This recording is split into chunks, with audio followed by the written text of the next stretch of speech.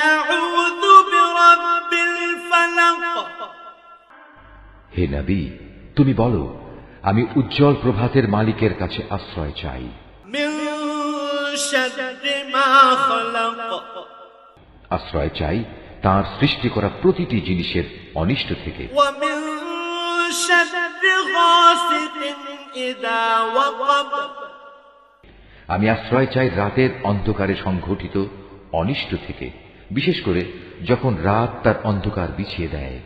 ومن شر النفاثات في العقد আমি আশ্রয় চাই গিরায় ফুঁক দিয়ে জাদুটোনাকারিনীদের অনিষ্ট থেকে।